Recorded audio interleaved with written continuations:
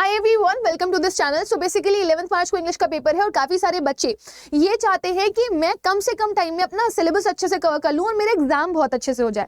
सबसे बड़ी प्रॉब्लम बच्चों के साथ जो आती है इंग्लिश के पेपर में वो आती है कि मेरे पास टाइम नहीं बच रहा, पेपर लेंदी है, मैं कैसे जल्द से जल्द इसको कंप्लीट करूं। सो आज के इस वीडियो सेशन में मैं इन सब चीजों के ऊपर आप लोग को काफी सारी इन्फॉर्मेशन देने वाली हूँ। लेकिन उससे पहले ये बताना चाहूंगी कि अगर आपने कुछ भी नहीं पढ़ा हुआ है इंग्लिश में, लेकिन आप अगर ये सारी चीजें प्रिपेयर करके चले जाते हैं तो आप अपने एग्जाम में मैक्सिमम स्कोर ला सकते हैं और आप अपने स्कोर को भी मैक्सिमाइज कर सकते हैं विदाउट एनी फर्दर डिलेस।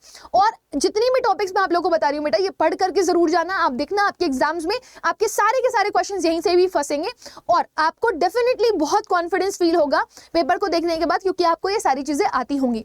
तो अभी भी आपके पास टाइम है, यू हैव कंप्लीट 1 डे, इसमें ये जरूर प्रिपेयर करके जाना। तो सबसे पहले हम बात करेंगे यहाँ पर लिटरेचर सेक्शन की, जो बहुत ही इंपॉर्टेंट है। ये सेक्शन आता है आपका 40 नंबर का। अब हर एक बच्चा चाहता है कि वो 40 number any how either by hook और क्रूक वो जरूर से जरूर अपना कवर करके जाए। तो अब 40 नंबर आप कैसे पाओगे? देखो, सबसे पहली चीज है कि जितने भी चैप्टर्स हैं उनके थीम्स आपको बहुत अच्छे से पता होने चाहिए, राइट। इसके अलावा आपको हर एक चैप्टर का सेंट्रल आइडिया बहुत अच्छे से याद होना चाहिए, क्योंकि आप शॉर्ट आंसर्स क्वेश्चंस में या लॉन्ग आंसर्स क्वेश्चन में देखोगे आपको एक ना एक सवाल लॉन्ग आंसर क्वेश्चन या शॉर्ट आंसर क्वेश्चन में थीम और सेंट्रल आइडिया के ऊपर बेस मिल जाएगा। फिर बात आती है कैरेक्टर्स की। कैरेक्टर का कॉन्ट्रास्ट ड्रॉ करने के लिए आता है। कभी कभी कैरेक्टर स्केच के बारे में ही पूछ लिया जाता है, कभी कभी आपसे ये पूछ लिया जाता है कि आप इस कैरेक्टर के बारे में क्या सोचते हो, ठीक है ना, और आपको ये character as per the chapter सही लगा या नहीं लगा। तो इससे भी बहुत सारे क्वेश्चंस पूछे जा सकते हैं। देन आता है आपका टोन बेस्ड क्वेश्चन। एक्सट्रैक्ट जानते हो, आपके एग्जाम्स में एक्सट्रैक्ट आते हैं, ठीक है ना, 16 नंबर के।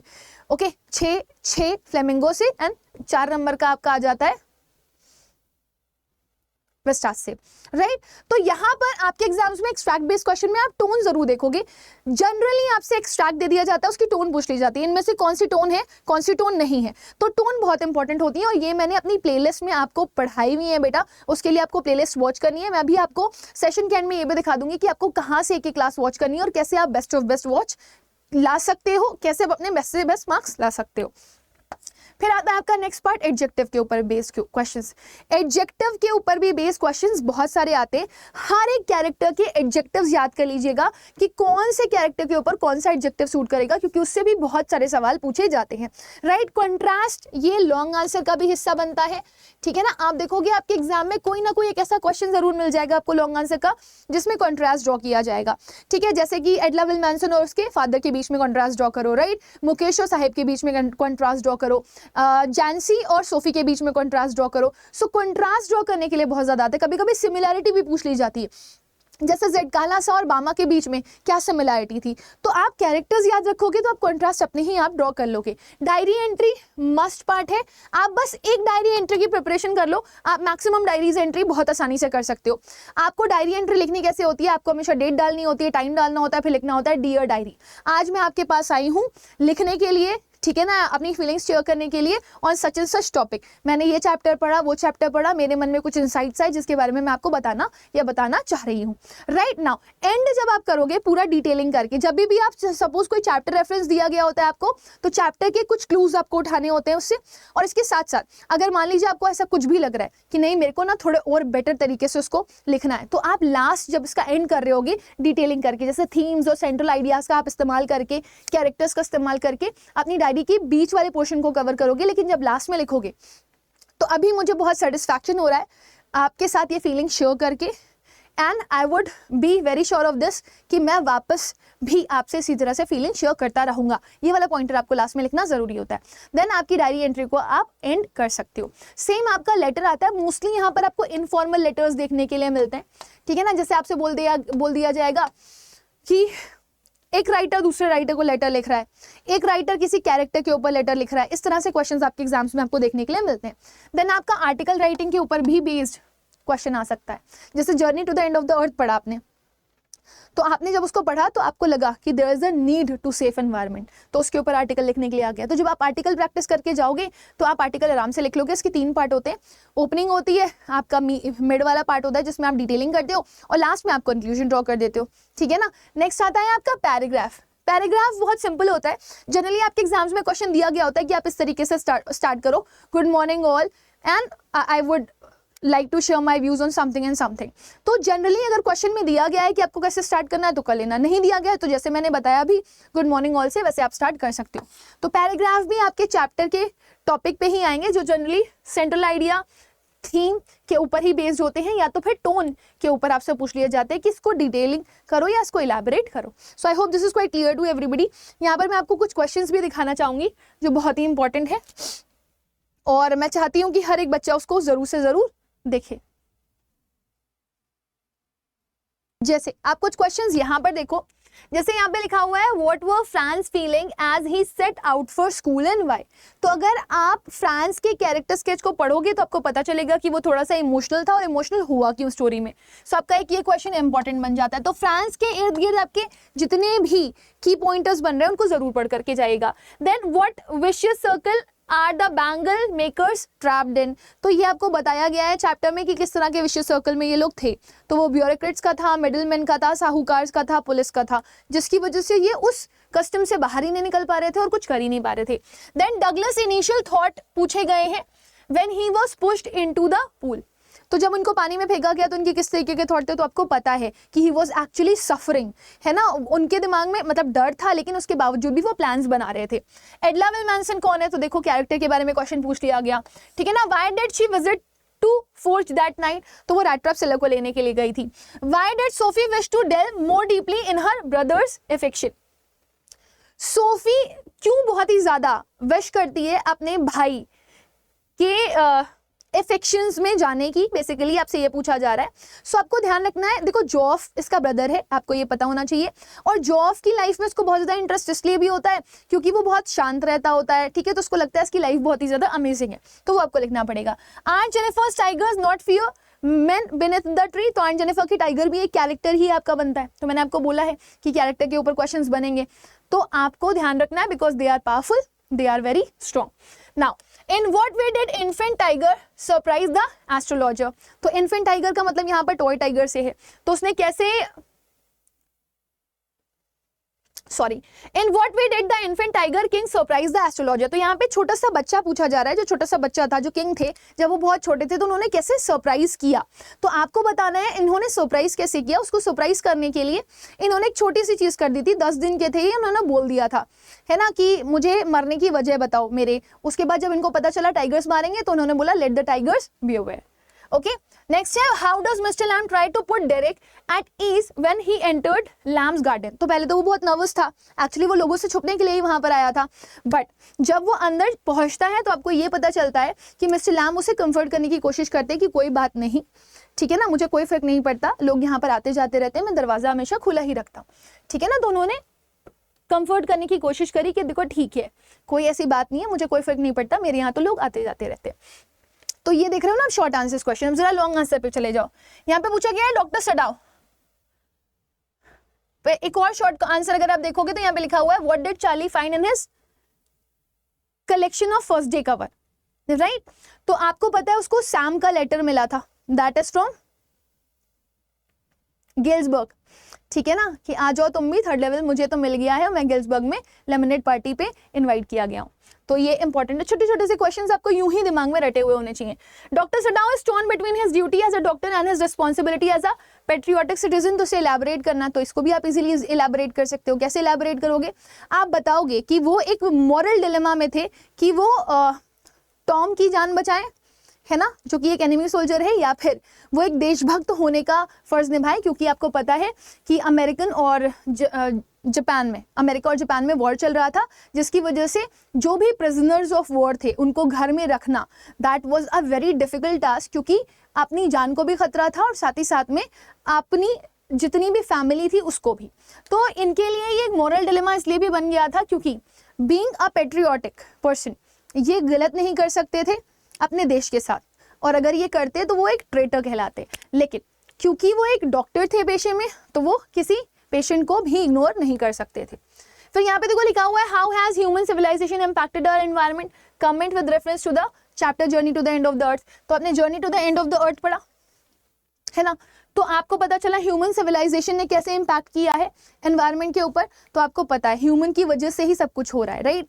अगर वो पोल्यूशन ना करते तो ग्लोबल वार्मिंग ना होती, ग्लोबल वार्मिंग ना होती तो ओजोन होल डिप्लेशन ना होता और इतने रेपरकशंस देखने के लिए ना मिल रहे होते। सो ये इंपॉर्टेंट क्वेश्चंस है और मैं चाहती हूँ एक बार जरूर से जरूर आप इसको पढ़ करके जाएं। इस तरह के क्वेश्चंस आपको एग्जाम्स में मिलेंगे ही मिलेंगे ना। थोड़ा सा अगर आप आगे बढ़ोगे तो यहाँ पर क्वेश्चन आपका बनता है रिलेटेड टू राइटिंग।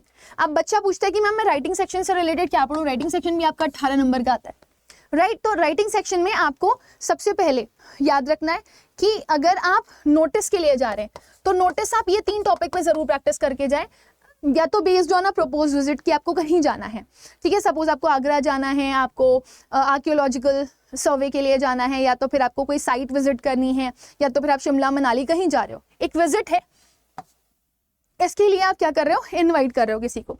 दूसरा, it can be sale of something also, book को बेचना है, ठीक है ना, या फिर कुछ और बिक रहा है या कुछ और दिया जा रहा है, प्रोवाइड किया जा रहा है, so this is also important. फिर इन्फॉर्मिंग अबाउट इवेंट और लीव, या तो इवेंट के बारे में इन्फॉर्म करना या तो किसी लीव के बारे में इन्फॉर्म करना, ये भी नोटिस राइटिंग में बहुत फ्रीक्वेंटली पूछा जाता है, तो उसे आप प्रिपेयर करके जाना। इनविटेशन में जाओगे तो इनविटेशन में आपको बर्थडे, मैरिज और ग्रैंड ओपनिंग के ऊपर लेटर्स प्रिपेयर करके जाने ही जाने, हमेशा याद रखिएगा, बहुत इंपॉर्टेंट है, फ्रीक्वेंट पूछे जाते हैं। वीआईपी को कॉल के लिए आप एक लेटर पढ़ करके जा सकते हो, कोई भी हो सकता है, वो चीफ गेस्ट हो सकता है, ठीक है ना, वो हाईएस्ट अथॉरिटी कोई भी आपकी यहाँ की भी हो सकती है, हो सकता है किसी प्रिंसिपल को इन्विटेशन चला गया, स्पेशल पर्सन, ठीक है ना। नेक्स्ट, मोर फॉर्मल इन्विटेशंस आप पढ़ करके जाइएगा, उनके रिप्लाई पढ़ के जाइएगा, क्योंकि इनफॉर्मल इन्विटेशंस कम देखे गए आपके एग्जाम्स में आते हुए। रिपोर्ट राइटिंग में जाएंगे तो रिपोर्ट राइटिंग में एक्सीडेंट या तो किसी नेचुरल कैलामिटी के ऊपर रिपोर्ट राइटिंग आती जाती है, तो अगर आप रिपोर्ट राइटिंग प्रिपेयर करके जा रहे हैं तो आप एक्सीडेंट या फिर नेचुरल कैलामिटी के ऊपर पढ़ के जाइएगा। स्कूल इवेंट, स्पोर्ट्स या एनुअल फंक्शन, ठीक है ना, अगर मैगजीन में आती है तो ये प्रिपेयर करके जाओ। फेस्टिवल, मीट्स भी बहुत इंपॉर्टेंट है रिपोर्ट राइटिंग के लिए, वो भी आप प्रिपेयर करके जा सकते हो। अगर आप आर्टिकल अटेम्प्ट करते हो तो आर्टिकल के लिए गर्ल, वुमेन एम्पावरमेंट, इसके ऊपर बहुत सारे क्वेश्चंस आते हैं, गर्ल बेस्ड बहुत सारे मिल जाएंगे आपको, ठीक है ना। आपको कैसे लगता है कि गर्ल्स जो हैं हमारे यहाँ की, उनको भी इक्वल अपॉर्चुनिटी मिलनी चाहिए, जो वुमेन है उनको बहुत बार ऐसा देखा गया है कि इक्वालिटी नहीं मिलती, तो कैसे वुमेन एम्पावरमेंट के लिए हमें वर्क करना चाहिए, right. So need of women empowerment इस तरीके से आ सकता है। देन मॉडर्नाइजेशन और टेक्नोलॉजी और इसके इम्पैक्ट, इसके ऊपर बहुत सारे क्वेश्चंस पूछे जाते हैं, किस तरीके से मॉडर्नाइजेशन बहुत ज़्यादा इम्पैक्ट क्रिएट कर रहा है लोगों की लाइफ के ऊपर, ठीक है ना, लोग मटेरियलिस्टिक होते चले जा रहे हैं और काफ़ी सारे लॉस वो झेल रहे हैं। फिर टेक्नोलॉजी के ऊपर, टेक्नोलॉजी एडवांसमेंट किस तरीके से खतरनाक है ना, या आर्टिफिशियल इंटेलिजेंस के ऊपर कोई क्वेश्चन आ जाए तो टेक्नोलॉजी के ऊपर भी बेस्ड बहुत सारे क्वेश्चन आपको देखने के लिए मिल जाते हैं, किसी ना किसी सेट में आपको एक नया क्वेश्चन देखने के लिए डेफिनेटली मिलेगा ना। स्टूडेंट्स एक्शन, मतलब there is a need for students to act, है ना, इसके ऊपर भी क्वेश्चंस आते हैं, चाहे वो लिटरेसी इंप्रूव करने के लिए हो, चाहे वो वैल्यू बेस्ड, ठीक है ना, एक्ट करने के लिए हो, या वैल्यू बेस्ड एजुकेशन के लिए हो, या फिर अवेयरनेस के लिए हो।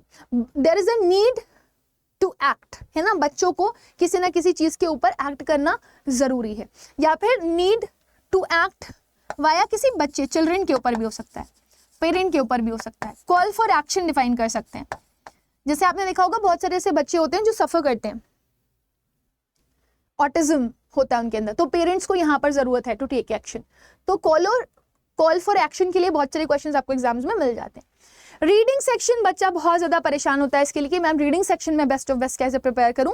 देखो रीडिंग सेक्शन ऑब्वियसली आपका 22 नंबर का आ रहा है और ये 22 नंबर आपको पक्के करने हैं, बट आप बहुत ज्यादा कंफ्यूज होते हो कि मैं क्या पढ़ूं, क्या छोड़ूं, कितना कंप्लीट करूं, कितना इनकम्प्लीट रहने दूं, तो ये कंफ्यूजन ऐसा है जो बहुत फ्रीक्वेंट आप लोगों को देखने के लिए मिलता है। तो इसके लिए मैं बस इतना ही बोलना चाहूंगी बेटा कि जब आप रीडिंग सेक्शन के लिए जा रहे हो तो ऑब्वियसली बहुत बड़ा पैराग्राफ होता है ना, मल्टीपल पैराग्राफ्स भी आ जाते हैं एक पैसेज के ऊपर बेस्ड, राइट। तो आप हमेशा क्वेश्चंस पढ़ो, क्वेश्चंस में कुछ आपको ऐसे सवाल मिलेंगे जो डायरेक्ट हैं, कुछ ऐसे सवाल मिलेंगे जो इनडायरेक्ट हैं, तो आप कोशिश करना कि जितने भी आपको डायरेक्ट क्वेश्चंस मिल रहे हैं, डायरेक्ट क्वेश्चंस वो जिसमें आपको टाइटल, थीम और all view of the passage नहीं पूछा गया है ना, सेंट्रल आइडिया पैसेज का नहीं पूछा गया है, ओके। तो इस तरह के क्वेश्चंस आपके जनरली इनडायरेक्ट होते हैं, अगर इस तरीके के आते हैं तो इनको हमेशा सबसे लास्ट में अटेम्प्ट करना, they should be the last one.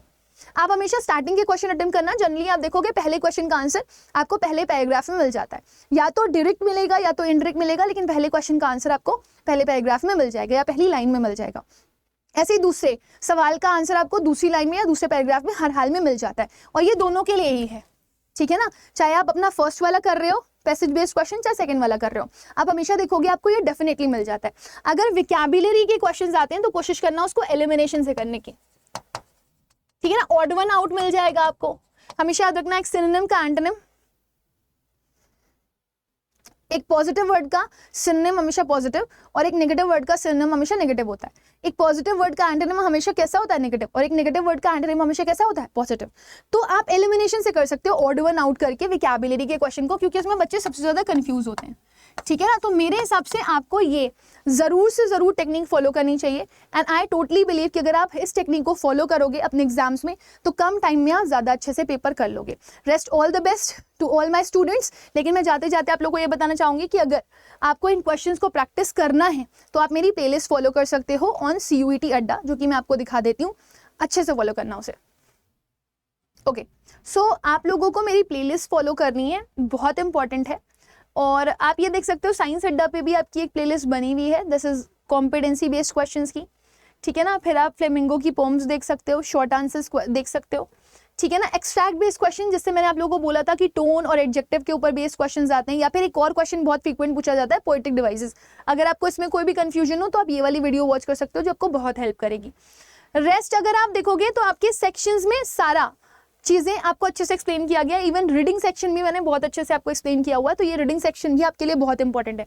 यहाँ पे प्रॉपर्ली मैंने आपको बताया है कि किस तरीके से आप आंसर एक एक फाइंड आउट कर सकते हो, ठीक है। ये आपका राइटिंग सेक्शन का पार्ट है, और नीचे अगर आप देखोगे तो आपके रीडिंग सेक्शन का भी पार्ट है, और उसके अलावा नोटिस और आपका इन्विटेशन भी यहाँ पर दिया गया है। रेस्ट अभी अगर आपको कंप्लीट लिटरेचर अपनी करनी है so you can go with this complete literature वाला सेक्शन, जिससे आपके 40 मार्क्स कंप्लीट हो जाएंगे। इसमें आपका की पॉइंटर्स मैंने आपको पढ़ाया हुआ है, ठीक है ना, एक्सट्रैक्ट बेस्ड क्वेश्चंस करवाए हुए हैं और शॉर्ट आंसर्स और इंपॉर्टेंट लॉन्ग आंसर्स क्वेश्चंस भी करवाए हुए हैं। तो इसको पढ़ करके जरूर से जरूर जाना, ये मस्ट है, और ये आपके एग्जाम्स में आपको काफी ज्यादा हेल्प भी करेगा। So with this let me just and with the session, but इनको प्रिपेयर करके जरूर जाना अपने एग्जाम से पहले।